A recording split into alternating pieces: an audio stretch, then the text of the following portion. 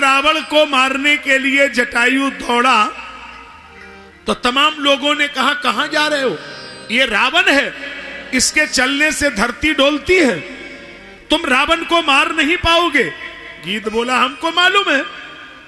अच्छा, मालूम है तुमको? हाँ, मेरे को पहले से मालूम है कि मैं रावण को मार नहीं पाऊंगा। तो क्यों जा रहे हो? जब मार नहीं पाओगे, तुम्हें मालूम है, तो जा क्यों रहे हो? गीध ने कहा, मैं रावण को मार नहीं पाऊंगा, लेकिन रावण के हाथों मर तो जाऊंगा, लेकिन जीते जी भारत की नारी का अपमान नहीं होने दूंगा। ये आर्यावर्त के पक्षी ने कहा था।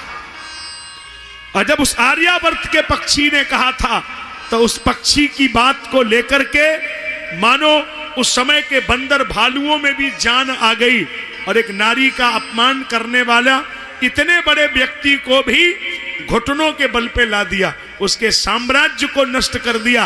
क्यों? उस समय एक मांस खाने वाले पक्षी में भी नारी के प्रति ऐसा भाव था। और आज हम वहां जी रहे हैं कि जहां बेटियां 35 टुकड़ों में मिल रही हैं और हम कुछ आवाज उठाने के लिए तैयार नहीं। कैसे इस देश का भला होगा? कैसे इस देश का कल्याण होगा जहां भारत की मां बहन बेटी के प्रति इस प्रकार का व्यवहार होगा? वो देश कैसे आगे बढ़ेगा? क्या होगा? क्योंकि कहीं ना कहीं हम लोगों की अपनी भी लापरवाही है कि हम बच्चों को कार देने में लगे। ये जितने माता पिता बैठे हैं, थोड़ा बुरा मानिए, थोड़ा नाराज होइए, हमें कोई फर्क नहीं पड़ेगा। हम तो दुनिया भर में इसीलिए जाने जाते हैं। आपको हम नाराज करेंगे तो हमको मजा आएगा, आप नाराज होंगे तब ना आपके समझ में आएगा। आप अपने बच्चों को कार देने में लगे हैं। अब मैं आपसे निवेदन करने आया हूं, कानपुर वालों, बच्चे को कार मत दीजिए, बच्चे को संस्कार दीजिए। अगर संस्कार दे दोगे तो वो कार अपने आप खरीद लेगा, और कार खरीदने में लगे रहोगे तो उसके संस्कार बिगड़ जाएंगे। तो आप उसे कार तो दे रहे हैं, संस्कार बिल्कुल नहीं दे रहे हैं। तो खाली पढ़ने से कुछ नहीं होगा, उसमें संस्कार भी दीजिए। अब बच्चे में संस्कारों की कमी है कि वो कहीं ना कहीं ऐसे अपराध में जा रहा है जहां से न तो परिवार का भला होगा, न समाज का, न राष्ट्र का, और न किसी देश का भला होगा। सबके लिए चिंतन का विषय है, क्योंकि बेटी वो इस देश की जननी है, मां है। उसका अपमान अगर कभी भी होगा, किसी भी काल में होगा, तो परिणाम वो होगा जो लोग सोच भी नहीं सकते। जब रावण के जमाने में हुआ तो परिणाम सबने पढ़ा, जब वही अपमान दुर्योधन के जमाने में हुआ तो परिणाम सबने पढ़ा, और अगर आज भी वो होगा तो परिणाम सबके सामने आएगा। इसलिए भीष्म पितामह कुछ कहना चाहते हो? भीष्म पितामह ने कहा कि हमें आपकी अदालत में थोड़ा सा गड़बड़ लग रहा है। अच्छा, बताइए क्या गड़बड़ है? आपकी अदालत में ये गड़बड़ लग रहा है, मैं गंगा का बेटा हूं, हमारा नाम भीष्म है, देवव्रत। अच्छा, मुझे अपने पिछले 100 जन्मों की याद है, मैंने एक भी पाप नहीं किया। आज से पिछले 100 जन्मों तक एक भी अपराध नहीं किया, एक भी पाप नहीं किया। फिर हमें बाण की सैया पे 6 महीने डाला गया। ये आपकी अदालत का कौन सा निर्णय है?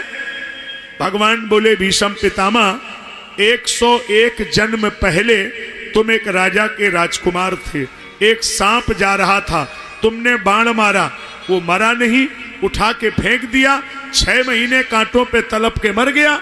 आज वो सजा आज आपको दी गई। तो हमने 100 जन्म पहले किया, सजा आज क्यों मिली? बोले, देखो भीष्म पितामह, हमारे यहाँ civil court, high court, supreme court नहीं है, जज हम अकेले हैं। फाइल में देर कितनी भी हो जाए, लेकिन अंधेर का कोई सवाल नहीं है। हमारे यहाँ तो आज नहीं तो निश्चय कल, जैसी करनी वैसा फल। कोई नहीं बचेगा। बोलो भाई, बचेगा कोई? आप लोग कानपुर वाले बोल नहीं रहे हो। क्या कोई भगवान के नजर से बच पाया? उस जमाने के लोग नहीं बच पाए। और अभी अभी हम लोगों ने नजारा देखा, कानपुर वाले सहमत हो जाएंगे हमारी बात से। ऐसे कुछ नजारे हम लोगों ने देखे कि हमें लगता था कि इनके सामने स्वयं भगवान भी आ जाएगा तो भगवान भी इन्हें देख करके रास्ता दे देगा। ऐसे कुछ अन्यायियों को देखा हम लोगों ने, जिन्होंने प्रतिदिन प्रति समय अन्याय करना, अन्याय की पूंजी बनाना, क्या क्या नहीं किया। किसी की हिम्मत थी उनको कोई छुएगा? भगवान की तरह लोग उनको पूज रहे थे, आगे पीछे लाखों लोग उनके चल रहे थे, कोई नहीं था जो उनके ऊपर हाथ डाल दे।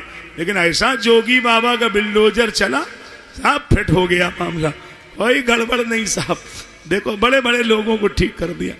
इसका मतलब भगवान के यहाँ देर है, लेकिन अंधेर उनके यहाँ हो ही नहीं सकता। देर तो लगेगी, लेकिन अपराधी कितना बड़ा हो वो बचने वाला नहीं है। जैसी करनी वैसा फल, आज नहीं तो निश्चय कल। बच गए, कोई बच कैसे पाएगा? अब